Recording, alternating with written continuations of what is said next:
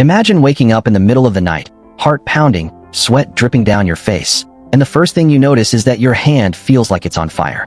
Not burned, not cut, just wrong, like something was inside it that wasn't there before. Now imagine reaching for the TV remote to distract yourself, and the moment your fingers stretch out, the entire television just vanishes into thin air. No sound, no warning, just gone. And then, just as your brain is screaming at you that you're losing your mind, it reappears, right where it always was, like nothing happened. That is how this movie begins. And trust me, it only gets stranger from here. At the beginning of the movie, we are introduced to Isaac, a sharp and curious computer engineer with a habit that sets him apart from most people. He records everything. His life is basically one long vlog. His commute, his meals, his experiments at work. Everything goes on camera, and that habit, it's going to save him later. But we'll get to that. Isaac isn't just an ordinary engineer sitting behind a desk all day. He's the kind of person who asks questions the rest of us are too afraid to even think about. So when he and a friend get the wild idea to beam a signal out into deep space, just to see what happens, nobody really takes it seriously. It sounds like a college experiment, a fun little project, something to laugh about over lunch. Except the universe doesn't laugh back. It answers. When Isaac receives a mysterious data response from space, he doesn't know what to make of it. Is it a glitch? A satellite echo? A coincidence? He files it away in the back of his mind and keeps living his life, vlogging, working, hiking on weekends. But the universe has already put something into motion that Isaac cannot stop. One afternoon, while out on a hike, Isaac witnesses something that makes his camera, the one he always carries, the most important object in the world, descending from the sky, slow and silent and impossible, is an object unlike anything he's ever seen. And he's not alone. Other hikers stop dead in their tracks. People pull out their phones. Police sirens wail in the distance. Everyone is staring at the same thing. A UFO. A real one. Isaac doesn't freeze. While everyone else is standing there with their mouths open, he pushes forward. He gets closer than anyone else dares. And there it is, right in front of him. A spacecraft sitting on the Earth like it belongs there. His hands are shaking. His camera is rolling. His brain is telling him 100 things at once. And then it vanishes. Just like that. One blink and it's gone. But before Isaac can even process the loss, he feels something behind him. A presence. Heavy. Deliberate. Wrong. He turns. Slowly, because some part of his body already knows this is going to change everything. And standing right there is an alien. Not in the movies. Not in a dream. Right. There. In front of him. Here's where it gets chilling. The alien doesn't attack him. It doesn't speak to him. It doesn't even fully acknowledge him. It just walks away, as if Isaac is the least interesting thing in its environment. Isaac, terrified and somehow still professional enough to keep filming, points the camera and captures every second of it. And then, a blinding blue light. And then nothing. Isaac wakes up back at his office. No memory of how he got there. No memory of what happened in between. But his camera? Still rolling. And the footage? Absolutely undeniable. When he shows it to his colleague, hoping for backup, hoping for someone to confirm that he's not going crazy. His colleague looks at the footage and shakes his head. Doesn't believe a word of it. Too strange. Too clean. Too convenient. So Isaac does what anyone with a camera and a YouTube channel does in the modern age. He uploads it. He titles the video simply, Abduction. The internet does the rest. Within hours, the video is everywhere. By the next morning, media outlets are calling. Reporters want interviews. Isaac, the quiet engineer who just wanted to document his life, is suddenly the most talked about person on the internet. But fame comes with a price. During one interview, a sharp-tongued reporter zeroes in on the one detail that looks suspicious. She asks him, in front of a live audience, how he just happened to have his camera ready at that exact, perfect moment. Isaac stumbles. He doesn't have a clean answer because the truth sounds even more unbelievable than the video. The reporter doesn't wait for him to recover. She cuts the interview short and declares it a hoax. A stunt. A desperate grab for internet clout. And just like that, the story flips. The same news channels that were celebrating him start tearing him apart. Isaac the brave witness becomes Isaac the fraud. Frustrated and isolated, Isaac turns to the only place where people might actually understand, the internet. He starts digging through forums, comment sections, and anonymous posts from people who claim to have had similar experiences. Most of it reads like fiction, but then he finds her. A girl who describes, in uncomfortable detail, the same sensations. The same missing time. The same strange feeling in her hand. The same inexplicable events happening around her. Isaac reaches out. They agree to meet. We are introduced to Sarah, and from the moment she and Isaac sit across from each other, there's an unspoken recognition. The kind you can only share with someone who's been through the same thing you have. Isaac shows her the footage. She shares what she knows.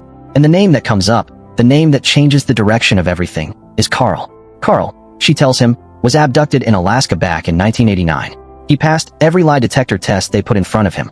And then, without explanation, he disappeared, completely off the grid, as if someone wanted him gone. Isaac files the name away. Before they part, he gives Sarah his number and tells her to call if she finds anything else. The next day, Isaac gets a piece of advice that seems simple but ends up being the turning point. Take a lie detector test yourself.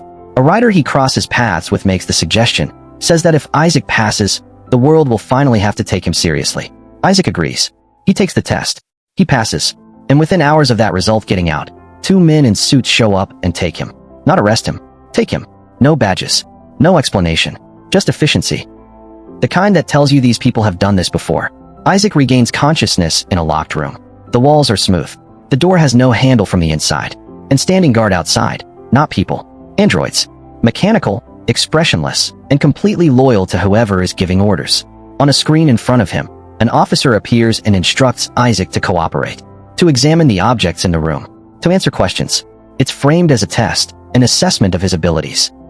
The officer pulls up a photo of Carl and asks what Isaac knows about him. Isaac says nothing, but something strange stirs inside him. As he reaches toward the screen, testing himself, almost unconsciously, it crashes to the floor without him touching it. No contact, no explanation, just will and consequence. Isaac stops, stares at his hands. Something has changed. Now before I tell you what happens next. If you've been watching this far and you're not subscribed to this channel yet, what exactly are you waiting for? We break down the best sci-fi, thriller, and action films every single week. Hit that subscribe button right now, because if you miss what's coming in this story, you're going to regret it. And drop a comment below. Do you think Isaac is going to be able to control these powers, or is it going to destroy him first? I want to see your predictions. With no time to fully understand what's happening to him, Isaac goes looking for Sarah. The androids move to intercept him. And this is the moment where everything we thought we understood about this mild-mannered engineer gets thrown out the window. Because Isaac doesn't just get past them, he destroys them. With a strength and focus he never had before, he tears through them, grabs their weapons, and pushes forward. He finds Sarah. He gets her out. Together they make it to the exit. Only to find every door sealed by the officer, who clearly expected this. But the officer didn't expect Isaac's new abilities. A lock that should be impossible to open from the inside clicks open like it's been waiting for him. They escape. The world outside is rural and quiet. A stark contrast to the chaos they just left behind. Isaac and Sarah find a small restaurant in a nearby village and collapse into chairs, trying to breathe, trying to think. Isaac tells Sarah he believes he can track Carl. The signal they received, the one from space, it's tied to all of this. He needs internet access. He needs someone who can help. A local girl points them to a hacker. Reluctantly, they head there. But the androids are still hunting. They catch up just as Isaac and Sarah arrive at the hacker's door, forcing them to run again before they can even catch their breath. When they finally circle back and make contact, the hacker drops the biggest reveal so far. The organization pursuing them isn't some rogue agency. It's not a conspiracy theory. It operates under the United Nations, underground, monitoring signals, tracking abductees, and silencing anyone who gets too close to the truth. And then, with Isaac practically vibrating with urgency, the hacker does something that shouldn't be possible. He traces Carl. Canada. He's been hiding there for years. A video call is made. Carl appears on screen, cautious, eyes darting, but sharp as a razor. Isaac explains everything. The signal he sent, the response he received, the abduction, the powers, all of it. Carl goes very still. He asked for the original signal data. The hacker pulls it directly from NASA servers, casually, as if it's a Tuesday, and sends it across. Carl runs it through a device he built himself over years of obsessive research. He converts the raw satellite signals into audio. What he hears makes him pale. The signals weren't random. They weren't cosmic background noise. They were a deliberate, structured message, sent by aliens. And the message is simple and terrifying. They are coming to Earth. In 5 days. At exactly 4 o'clock in the afternoon, Carl's voice is urgent and low as he tells Isaac, hide.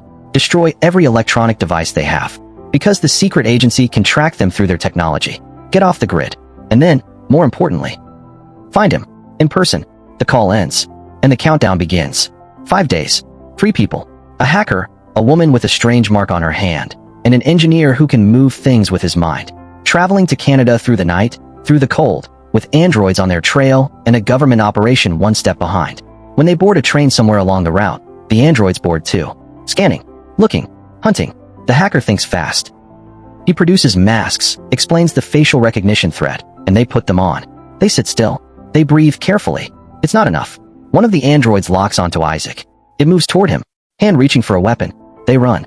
Isaac and Sarah end up on the outside of the train, clinging to the surface, moving along the hull while the train speeds down the track.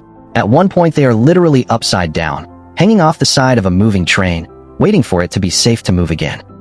The hacker, inside, pushes one of the androids through the door just before it can fire. Eventually, they make it. Carl's cabin is isolated and ringed with cameras. He watches their approach, gun in hand, before stepping outside to confirm it's really them. Once inside, he wastes no time. He attaches strange devices to their wrists and explains something that makes Isaac's skin crawl. The aliens didn't just observe them. During both of their abductions, Isaac and Sarah's, they implanted tracking devices. Microscopic, biological, invisible to any scanner. That is how the agency has been following them this entire time. Not through their phones. Not through surveillance. Through them. Carl disables the trackers. The officer's screen goes dark. The signal drops. For the first time since this nightmare began, they are truly off the radar. Carl speaks then, slowly, carefully, about 20 years of research. About the device he built. About his own signal, sent into space years before Isaac's, that came back weaker and more distorted. He's been building toward this moment for 2 decades. And now, with only minutes left before the predicted arrival time, an eerie sound begins to drift through the trees outside the cabin. Something is here. Isaac steps outside. He doesn't fully know why. Instinct, maybe. Or something that isn't quite instinct anymore. He moves into the forest, following the sound, and then, without warning, the alien appears. It moves toward him. Isaac backs up, and he shouts, voice cracking, "What do you want from me?" The screen cuts to black, and then Isaac is back inside the cabin, and the alien is with them. Carl's device translates the alien's communication into something they can understand. And what the alien says, quietly, without drama, is both a relief and a revelation. They are not here to conquer. They are not here to destroy. They are here to study. Humans fascinate them. The way humans survive, create, destroy, love, rebuild. It is unlike anything in the universe. Earth is an anomaly, and they want to understand it. As the alien speaks, it shows them visions. A cascade of human history, war, art, faith, suffering, triumph. In one of the visions, they see the figure of Jesus Christ. Isaac explains who he is. The alien responds that they already know, that they consider him a singular and remarkable presence in the known universe. But then comes the most personal revelation of all. The alien turns to Isaac and tells him he is the answer. The signal he sent into space wasn't just an experiment. It was received as an invitation. And Isaac himself is the reason they came. Sarah mentions the pain in her hand, the dull ache that has been there since the abduction. The alien places a device against her palm. Her hand opens, bloodless and painless. A small tracker is extracted. The skin seals itself instantly like it was never broken. The alien moves toward Isaac to do the same. And that is when the vehicles pull up outside. The officer and his team have found them. He speaks from outside, voice cold and controlled, giving Carl 30 seconds to come out. Carl steps outside to face him. And the officer wastes no time. He begins talking about his father. About a disappearance years ago that he blames on Carl. Carl denies knowing anything about it. The officer shoots him. Sarah, watching from the window, forgets every instinct telling her to stay hidden. She runs outside. And the moment the officer sees her, his leverage is back. He threatens to kill her if Isaac doesn't surrender immediately. Isaac hesitates. The officer doesn't. The shot rings out. Sarah goes down. And inside the cabin, Isaac's tracker is finally, fully removed. The alien looks at him and says something that Isaac already knows, somewhere deep beneath everything he thought he understood about himself. What happens next is not a fight. It's not a battle. It's Isaac, grief-stricken, furious, and finally free, unleashing everything the aliens gave him and the agency tried to study. He teleports the hacker out of the path of a laser strike that would have killed him. He steps outside into the open, faces the officer and his entire team, and with a single act of focused, overwhelming power, he makes them disappear. The hacker stands there in silence, completely unable to process what he just witnessed. And then the alien does something nobody expected. It revives Carl. It revives Sarah. It carries them aboard the ship and takes them somewhere safe. Somewhere the agency will never find them. The story jumps forward 6 months. Isaac and Sarah are living quietly now. He practices his abilities daily, not as a weapon, but as a discipline. Something to understand. Something to master. Carl and the hacker have gone underground, building their own organization, working from the shadows, keeping watch on a world that is finally, slowly beginning to change. The officer? Terminated. stripped of his position for killing 2 people without authorization or evidence. The bitter irony is that he never finds out they survived. He loses everything for nothing. And Carl, in the final moments of the story, says something simple and true. He is grateful. Not for the chaos, not for the danger, not for the 20 years of obsession that cost him most of his life. He is grateful for this moment. For Sarah being alive. For Isaac finally understanding who he is. For peace. And that is the full story. A signal sent into space that set off a chain of events none of them could have predicted, ending with an ordinary engineer discovering he was never ordinary at all. This movie is one of those hidden gems that starts as a sci-fi curiosity and ends as something genuinely moving. If you watched all the way to the end, drop a comment right now and tell me, what moment hit you the hardest? Was it when Isaac first discovered his powers? Was it the aliens' revelation about why they came? Or was it that brutal moment when Sarah got shot and Isaac finally let go? Tell me below. I read every single comment. And if you are not subscribed yet, I genuinely don't know what you're doing. We cover movies like this every week, the ones that deserve more attention than they're getting. Click subscribe. Turn on the notification bell. Because the next movie we're breaking down is going to blow your mind, and you don't want to be the person finding out about it 3 weeks late. I'll see you in the next one.